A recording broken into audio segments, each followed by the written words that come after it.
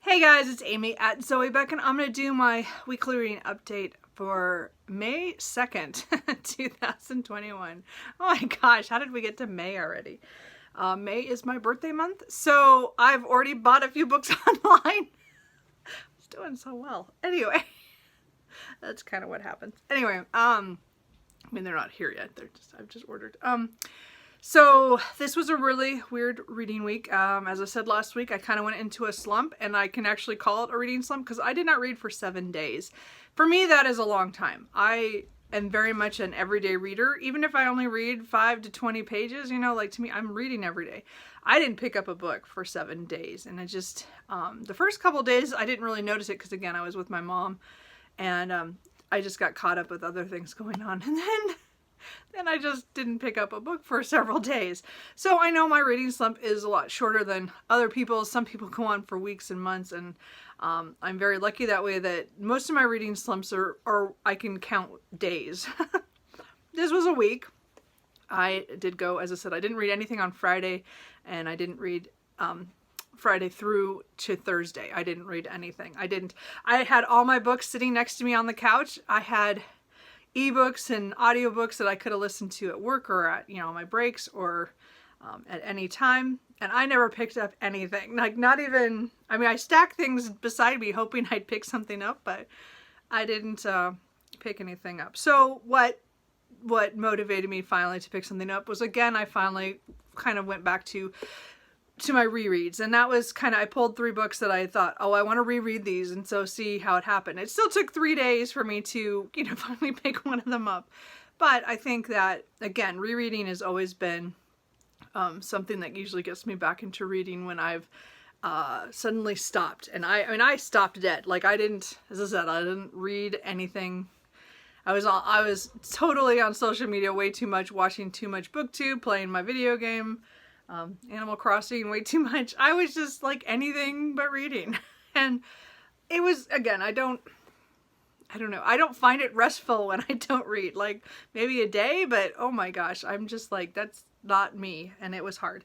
Anyway, so I'm lucky. As I said, mine only lasted a week. Thursday night, I think I filmed something that night. Oh, I filmed something for my 4-year anniversary here on BookTube. So thanks for those who watched that. Just because it was a book haul revisit. It was just one of those interesting things where I'm kind of scared to see what else I have bought over the last 4 years and then see which ones I've read. So I don't know. I think I might continue that series. We'll see. But I was able to read a few pages in one of my favorite books of all time. So it was, kind of helped a lot. Again, it's a book that I know frontwards and backwards. It was easy. So it was just kind of like, falling into kind of warm water kind of thing. So, I did finish something, which I'll talk about in a second, but I do want to point out that, again, it was Silver Silence by Nalini Singh. Book 16 in the Side Changeling series, or the first in the second arc, the first one in that one. This is my favorite of the books in that series. There are so many books in this series, this paranormal romance series. It is one of my favorite series of all time. It's the one I will buy an e-copy when it comes out because I don't want hardbacks, and then read it several times on ebook before I get a physical copy every year. So it's definitely one of my favorites. This just happens to be my favorite of the series. I have many favorites in it, but this is the favorite, the one I've read the most since it came out, I think in 2017. I have read this on average 2 or 3 times a year. Yeah, 2017. So I've read this, like, I read this several times a year. So this was the book that got me out of it. It doesn't surprise me, it's a Nalini Singh, that she's usually my favorite go-to for rereads at this point. And I had a couple other ones that I really want to reread, but I of course went this way, and this is, so I'm rereading it. Again, I don't read it. I didn't like dive into this. I said I read it just a few pages on Thursday, and then Friday I was able to read some other stuff, so which I'll talk about. But I just wanted to point out, again, one of my favorite authors of all time. And definitely, again, it's a comfort read to me, and this helped me get out of my reading slump. So, and again, this is about shifters and psychics and humans all vying for power. And again, don't start at this book. I know they say you technically can, even though this is my favorite book. There's so much nuance from the first 15 books, I wouldn't do it. But then I love long series, and this is one of my favorites to reread. So anyway, it's one of my favorite books ever. And so, as I said, I'm picking it up when I'm more tired and I don't want to focus too much. Because again, I've read it over the last, 4 years. I've read it multiple times every year. Anyway, so let's so I am reading again, hopefully. I still don't think I'm like full power reading, but I'm definitely reading more than I was. So let's just talk about the one book that I did finish yesterday, and then we'll talk about the books that I'm in the middle of and what I think I'm going to read in the next week. So the only book that I finished was one I picked up on ebook from my library yesterday. It was on a whim. I was book shopping for my birthday, and I saw a book that I was like, oh, it's really kind of short, and I didn't really want to pay $13 for it. And I don't remember whose channel I saw this on. I'm so bad about that because I watch so many of you guys who have channels, and I just get lost with who I put down. If I track that, I don't know. I'm not very good at that. I'm sorry. But I saw The Route of Ice and Salt by Jose Luis Zogarate, which is translated from the Spanish by David Bowles, I think. Anyway, so this is a retelling of Dracula, just the part of him traveling from is it Varna? And then traveling to Whitby, or to England. And it's that ocean voyage on that ship. So hopefully I'm not spoiling anything when I talk about that. That was not a good trip for the people on that ship. So again, I saw this on somebody's channel mentioning that, and I'm like, oh, that sounds so fascinating. This was written or published in 1998 from a Mexican author who it sounds like he wrote a lot of science fiction and fantasy kind of stuff. So I'd never heard of him, but I thought, again, I like retellings in certain ways, and this one was intriguing. Dracula is one of those classics I read as a teenager. I have been meaning to revisit, and I think it might happen this Victober. We'll see. But this book called to me to read that. So this was, again, a retelling of just that journey, and it's from the point of view of the captain of the ship. So this is a very, how do I want to put this? It's a very sensual and sexual in a way, as the descriptions of the captain. He is, again, a closeted gay man who at that time, again, the terms weren't there for that. But the point that he was, so he has all these thoughts about his crew members, but he doesn't do anything. He's very closeted. He's very scared because of something that happened in his traumatic past that he talks about to somebody else he knows. And he takes on this job. He has to. He's hired to do that by the owners. So he and the Demeter is the ship. They again get the cargo, and then they head off for England. And it's just it first starts out very much just his story and his thoughts and feelings about this trip and about other trips and things that he likes to he likes about his crew members anyway. But I think it's a very, I would say, a very LGBTQ plus kind of story, like as in just the feelings and emotions. He is so poetic in some of his descriptions. I think that was really well done. So the retelling part, again, comes in, I mean, it's in there, like it's the whole time. So I like that part too. I just think that it kind of gets lost a little bit in the middle. And then the end is kind of, I love how it ends, like how he made it, like, so it wraps up like what happens in the actual book. At least I think so. It's been a long time. I think I'm more going off the memories of the movie right now of how that shows it, but it's kind of the same. I mean, I think that's what the book did too, but I'm not positive anymore. So that's why I want to reread the book. It's been really a long time. So anyway, this was a really weird, it was only 196 pages, so it was pretty short. I read it all day yesterday. I didn't mean to. I just got it from my library because I didn't want to pay the $13 for a physical copy until I read it. I guess I just wanted to try it, and I thought, well, let's just try it. And I really liked it. I just didn't love it. So it's, you know, it's not like it doesn't get like a high rating from me, but it was still interesting. I think if you are looking for a Dracula retelling that's kind of different and definitely LGBTQ plus kind of thing, I think this is a good one for that. I think the feelings and his hiding it is very poignant. Like you just, oh, it hurts just that he has to hide that and stuff. And and it was really weird how, again, the whole Dracula, some people think that Dracula is very sexual and erotic as well. So I think that's kind of was taken from this. And again, this was written in 1990 or published in 1998. So I just think it's very fascinating, and I'm really glad I read it. Again, I'm not gonna buy a copy now, but if you are interested in that kind of thing, and definitely of a Dracula retelling that's kind of a little different than just that one, and it's not very long.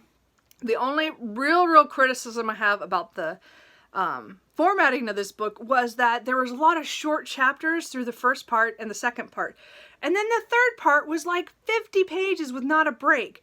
And I know it makes sense when, maybe it's not fully 50 pages, maybe exaggerating, 35, 40 pages. It's like straight, and I get because of the action and what's going on.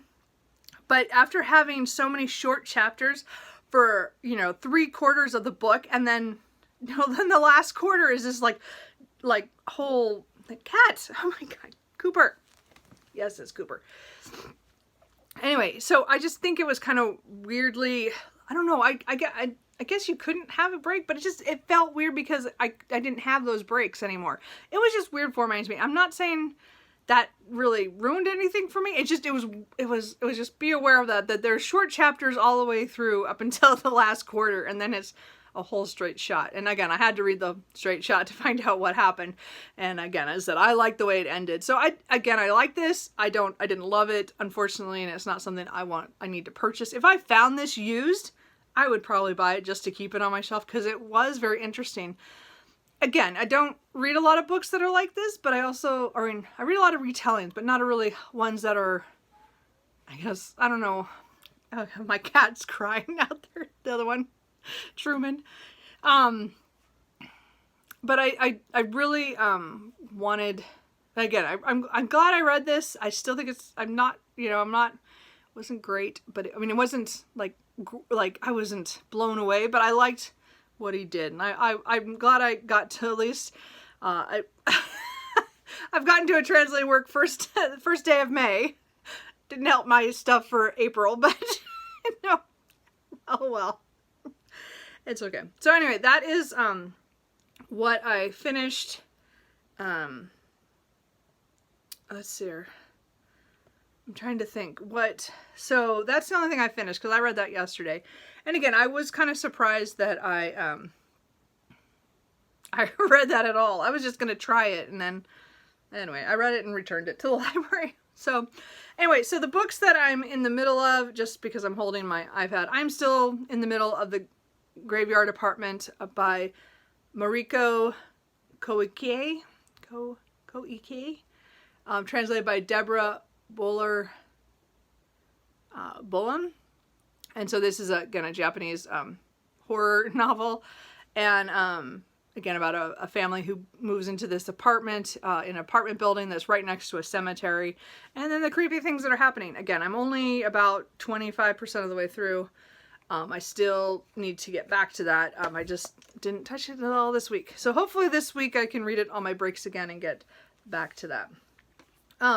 I did start an audiobook for the Springathon. Underland, A Deep Time Journey by Robert McFarlane. I started this on Friday, so that was the first time I picked up an audiobook in a week. And this is read by Matthew Watterson.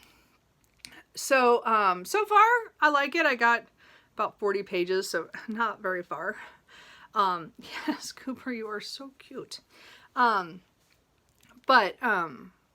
So I'm not too far into this. Again, this is he's talking about places underground, and I don't know how else to explain that. Anyway, so far, as I said, I'm not very far. I'm only through the first section. So anyway, so I will continue on with that for my Springathon. Springathon, again, is put on by Emma at a Cup of Books, Natalie at the Curious Reader.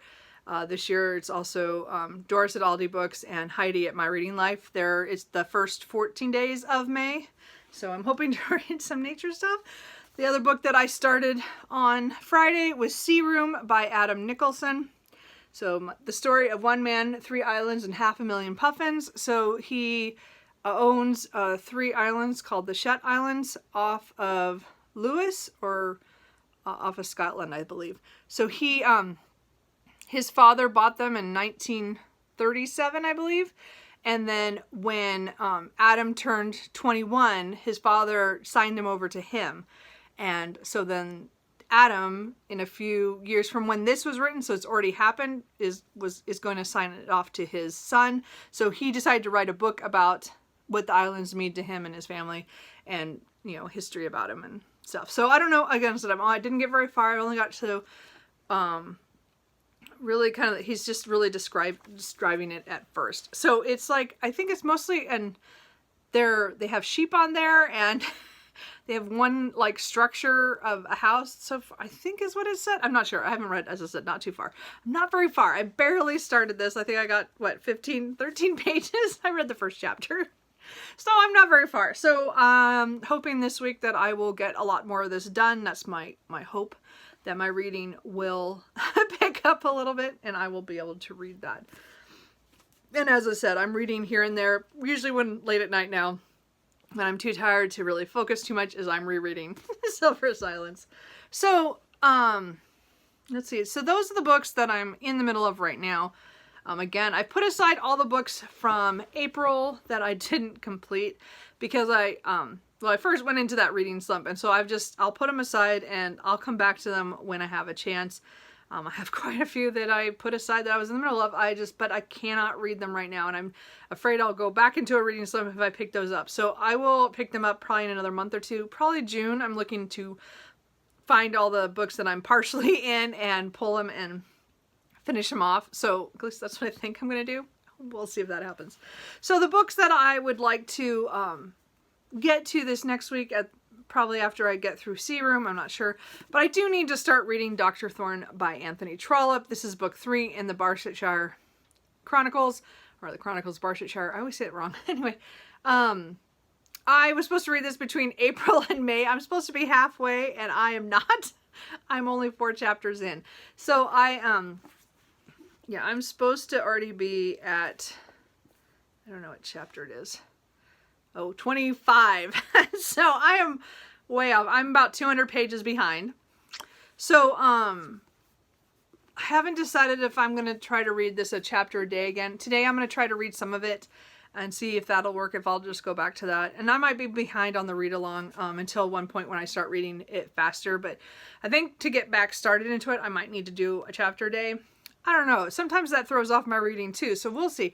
If not, then after Springathon, I might spend that weekend or the next week reading this to just get it done. So we will see. As I said, I'm reading these with some people over on Instagram, and I'm really enjoying reading this. It's just, for some reason, I think because, again, I don't know how I feel about reading this whole series this year, like how I'm doing, because this is only the 3rd one and I'm already kind of worried because the next 3 are really, I mean, the last 3 are really big. So we'll see. This is only 500 pages, but anyway, so I hope to get some done of this week. If not, then as I said, I'm going to try to work it in. I just want to put it out there that I am going to get to that. I am going to do that.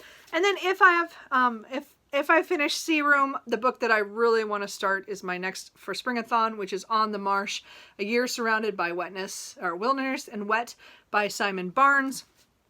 Again, spoiler for my book haul for April. Anyway, so this is about him moving to, and I think there's 8 acres of land that are behind his house that he tends to, the marsh area.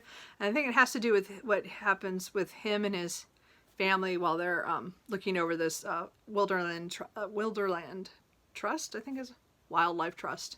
One of those.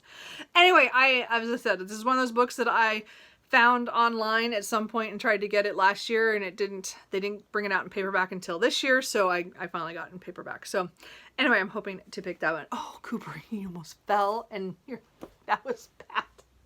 Kitty, I love you. Anyway, so that's everything right now. Not as long as normal, ha ha ha. I'm still long, I still talk a lot. So I'm hoping that my reading is back on track, but I'm not quite as much yet. I mean, yesterday was kind of, I didn't have anything to do after the morning. The afternoon was just me laying around on the couch watching BookTube, because it's all the great TBR games I've been watching, everybody's games. I just love those. Anyway, I did read that book. I mean, The Route of Ice and Salt is, I love the title too, once he explains it. I love it. Anyway, so I'm not changed my board yet. I just wanted to show my April board real quick, that this is all it was, because that's what I finished. So I will redo May, and I will be able to check off for a translated work come May. So I will do that. But I didn't do quite as well on my board, but I did get I did get some things checked off, so it wasn't too bad. I'm not gonna worry about that. Anyway, I'll explain it more when I do my stats video. So other than that, I hope to get at my book haul. I have it already pre-filmed to do my book haul for April, which wasn't bad compared to what probably May's gonna be. Again, my birthday month. So I will be buying a lot of books, since I already bought 2 yesterday online. So sad. I don't know. Anyway, I think that's it. I might get a book tag up. I'm not sure. I was going to try to do one, but we'll see. I don't know if Cooper's going to let me film anymore today. He just wants me to go lay down on the couch. Anyway, so, what are you guys reading? How are you guys doing? Are you guys have reading slumps, and how do you get out of them? I mean, again, I said, I let myself just sit and not do any, not read for many days before I finally was able to pick up a book. So, I mean, I guess in April is notorious for me. Almost always I have some kind of a slump, or I slow down quite a bit. So it is my lowest reading month probably all the time. Like, it's weird. I don't know what it is about April, but it seems to happen a lot. So anyway, are you reading anything good? Any of these that you've read that you really liked? Let me know. And I will talk to you guys later. Bye.